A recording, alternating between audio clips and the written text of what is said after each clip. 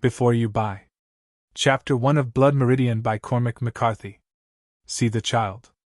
He is pale and thin, he wears a thin and ragged linen shirt. He stokes the scullery fire. Outside lie dark-turned fields with rags of snow and darker woods beyond that harbor yet a few last wolves. His folk are known for hewers of wood and drawers of water, but in truth his father has been a schoolmaster. He lies in drink, he quotes from poets whose names are now lost. The boy crouches by the fire and watches him. Night of your birth. 33. The Leonids they were called. God, how the stars did fall. I looked for blackness, holes in the heavens. The dipper stove. The mother dead these 14 years did incubate in her own bosom the creature who would carry her off. The father never speaks her name, the child does not know it. He has a sister in this world that he will not see again. He watches, pale and unwashed. He can neither read nor write, and in him broods already a taste for mindless violence. All history present in that visage, the child the father of the man. At 14 he runs away. He will not see again the freezing kitchen house in the pre-dawn dark. The firewood, the wash-pots. He wanders west as far as Memphis, a solitary migrant upon that flat and pastoral landscape. Blacks in the fields, lank and stooped, their fingers spider-like among the bolls of cotton. A shadowed agony in the garden. Against the sun's declining figures moving in the slower dusk across a paper skyline. A lone dark husbandman pursuing mule and harrow down the rain-blown bottomland toward night. A year later he is in St. Louis. He is taken on for New Orleans aboard a flatboat. 42 days on the river. At night the steamboats hoot and trudge past through the black waters all alight like cities adrift. They break up the float and sell the lumber, and he walks in the streets, and hears tongues he has not heard before. He lives in a room above a courtyard behind a tavern, and he comes down at night like some fair book beast to fight with the sailors.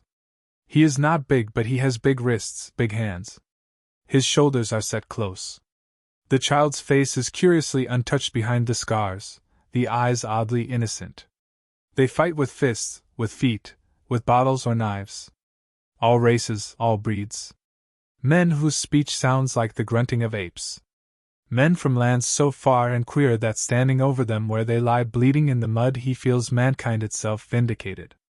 On a certain night a Maltese boatswain shoots him in the back with a small pistol. Swinging to deal with the man he is shot again just below the heart. The man flees and he leans against the bar with the blood running out of his shirt. The others look away. After a while he sits in the floor.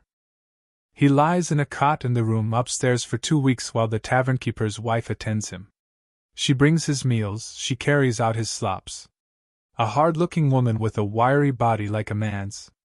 By the time he is mended he has no money to pay her, and he leaves in the night and sleeps on the riverbank until he can find a boat that will take him on. The boat is going to Texas. Only now is the child finally divested of all that he has been. His origins are become remote as is his destiny, and not again in all the world's turning will there be terrains so wild and barbarous to try whether the stuff of creation may be shaped to man's will, or whether his own heart is not another kind of clay.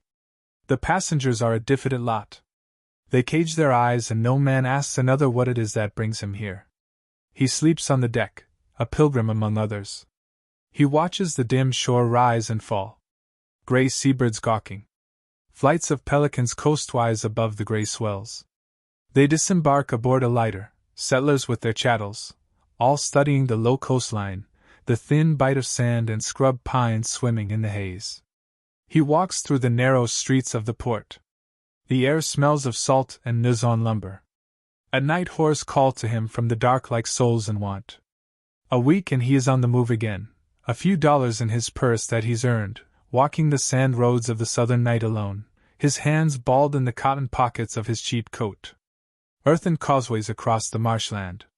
Egrets in their rookeries white as candles among the moss. The wind has a raw edge to it, and leaves lope by the roadside and skelter on in the night fields. He moves north through small settlements and farms, working for day wages and found.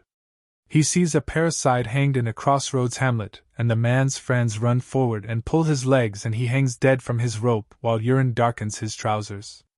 He works in a sawmill, he works in a diphtheria pest house.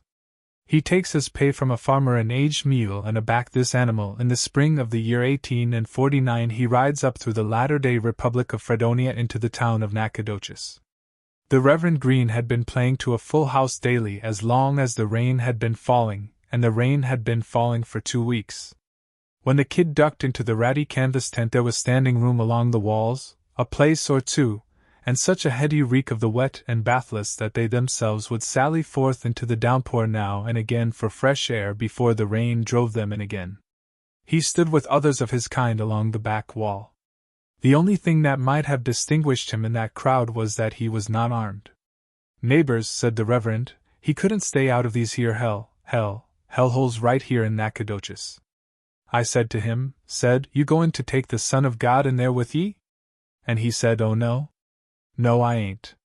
And I said, "Don't you know that he said I will foller ye always even unto the end of the road?" "Well," he said, "I ain't askin' nobody to go nowheres." And I said, "Neighbor, you don't need to ask. He's a-goin' to be there with ye every step of the way whether ye ask it or ye don't." I said, "Neighbor, you can't get shed of him. Now, are you going to drag him, into that hellhole yonder? You ever see such a place for rain?" The kid had been watching the Reverend. He turned to the man who spoke. He wore long mustaches after the fashion of teamsters, and he wore a wide-brimmed hat with a low round crown. He was slightly wallied and he was watching the kid earnestly as if he'd know his opinion about the rain. "I just got here," said the kid. "Well, it beats all I ever seen." The kid nodded. An enormous man dressed in an oilcloth slicker had entered the tent and removed his hat. He was bald as a stone, and he had no trace of beard, and he had no brows to his eyes nor lashes to them.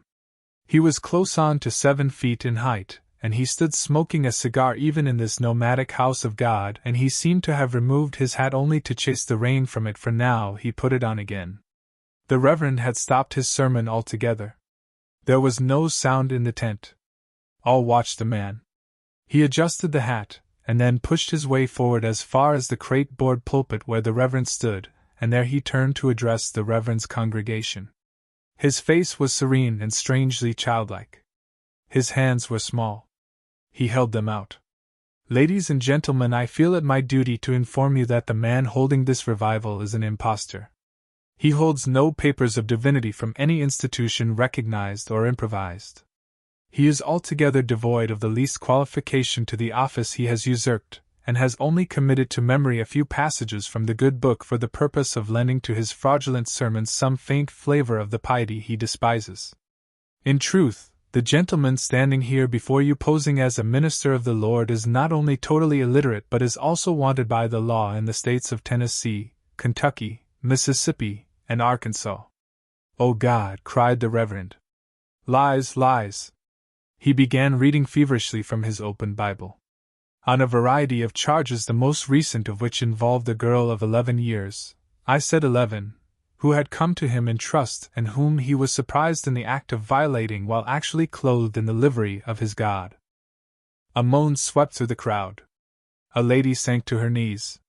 "This is him," cried the Reverend, sobbing. "This is him. The devil. Here he stands. Let's hang the turd," called an ugly thug from the gallery to the rear. Not 3 weeks before this he was run out of Fort Smith, Arkansas, for having congress with a goat. "Yes, lady, that is what I said. Goat.